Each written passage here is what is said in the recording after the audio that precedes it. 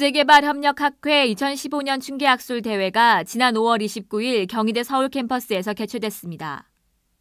올해 들어 처음 열린 이번 국제개발협력학회 학술대회는 국제개발협력의 선진화 성과평가를 주제로 200여 명가량의 개발협력 관계자들이 참석한 가운데 진행됐습니다.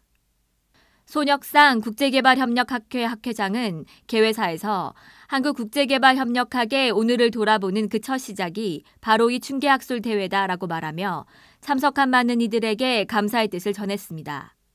학술대회는 이어진 플래너리 세션으로 본격적인 막을 올렸습니다.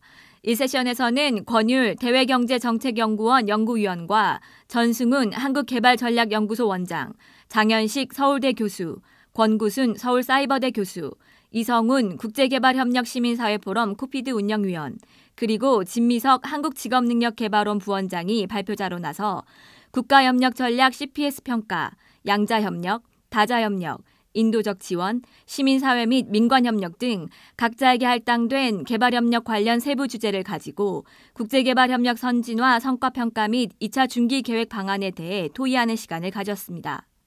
오후에는 취약국 지원 정책과 전략, 한국의 개발협력 성과 관리, 개도국 현지 CSO 지원 이론과 정책 등 총 8개의 대주제를 가지고 각 세션들이 진행됐습니다. 특히 한국의 개발협력 성과 관리 어디까지 왔는가라는 주제로 진행된 세션에서는 강의실이 가득 찰 정도로 많은 사람들이 참석해 열띤 정보 및 의견 교류의 시간을 가졌습니다. 이 세션에서는 홍문숙 글로벌발전연구원 실장과 같은 기관 소속의 오연주 전무, 남종민 연구원이 발표자로 나서 개발협력 성과 관리의 현황과 과제에 대해 발표했습니다. 세션에 참석한 사람들은 이어진 질의응답 시간에 국내 CSO가 진행한 프로젝트 성과 관리 기준은 어떻게 결정되는지, 또 구체적인 수치로 나타내기 힘든 프로젝트 성과를 평가하기 위한 적절한 도구의 필요성에 대해서 의견을 표명하기도 했습니다. 이어서 진행된 개도국 현지 CSO 지원 이론과 정책 및 향후 한국의 정책 방향을 다룬 세션에도 많은 CSO 관계자들이 참석해 현지 CSO 활용 방안과 지원 실태, 그리고 그에 대한 현실적 문제점에 대해 토로하는 열띤 토론 시간이 이어졌습니다. 아울러 세션을 마무리하면서 정부기관 및 민간 소속 관계자들은 개발협력을 위한 서로의 노고와 연구 진행 상황을 인정하며 함께 격려하고 협력을 다짐하기도 했습니다. 정부가 아시아개발은행과 함께 추진하는 아시아 지역 개발 사업에 3년간 약 6,600억 원을 지원하기로 결정했습니다. 최경환 경제부총리 겸 기획재정부 장관은 지난 26일 정부 서울청사에서 나카오 다케이코 아시아개발은행 총재를 만나 이러한 내용의 양해각서를 체결했습니다. 기획재정부 개발협력과의 한 관계자는 아시아 최대 국제개발기구인 아시아개발은행과의 양해각서 체결을 계기로 아시아개발은행의 전문성과 우리의 개발 경험을 결합한 다양한 사업이 추진될 것으로 기대한다고 전했습니다.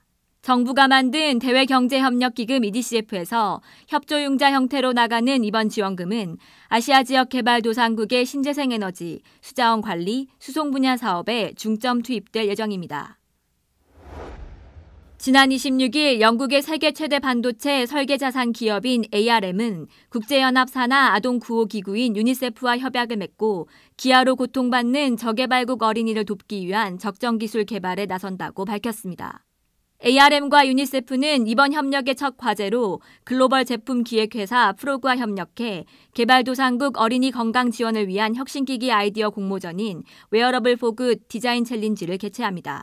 유니세프 이노베이션랩 공동대표 에리카 코치는 ARM과의 협업을 통한 신기술 개발로 어린이가 건강하게 자라고 교육받아 그들의 가족, 공동체, 경제에 기여할 수 있도록 하겠다고 밝혔습니다. 이번 공모전은 웨어러블과 센서 기술이 차세대 모바일 혁명이 될 수 있는가를 주제로 진행되며 신생아 또는 어린이 건강을 도울 수 있으면서 경제적 측면에서 시장에 적합하고 효율적이며 지속 가능한 웨어러블 기기를 디자인하게 됩니다. 동남아시아 국가들과 UN 등 국제기구들이 로힝야 난민을 위한 사태 수습에 나섰습니다. 한때 7,000명에 가까운 로힝야족 부트피플이 바다 위에서 참사를 겪을 것이라는 예상도 있었지만 국제사회의 압력에 굴복한 동남아 국가들이 난민을 자국 난민수용소에 불러들여 참사를 피했습니다. 하지만 태국과 말레이시아의 국경 부근 밀림지대에서 안매장된 수백 구의 로힝야족 난민 시체가 발견돼 끔찍한 인권 유린 실태가 드러나면서 로힝야족 난민 사태는 새로운 국면으로 접어들었습니다. 지난 27일 파티마 프라곤 태국 외무장관은 29일 방콕에서 열릴 국제회의에서 로힝야 난민 사태를 해결하기 위해 관련 국가와 국제기구들이 부담을 나누는 방안을 집중 논의할 것이라고 밝혔습니다. 또한 이번 회의에서 실행 가능한 해결책을 강구할 것이며 해상에 고립된 난민 지원, 난민 사태 원인 해결, 난민과 관련된 국제 인신매매 근절 방안 등도 논의할 것이라고 덧붙였습니다. 한편 로힝야족 난민 사태 해결책을 논의할 회의는 29일 방콕에서 동남아 주변국들과 미국, 스위스 등 17개 나라와 유엔 난민기구, 국제이주기구, 유엔 마약범죄사무소가 참가한 가운데 개최될 예정입니다. 오디웨브TV 손태정이었습니다.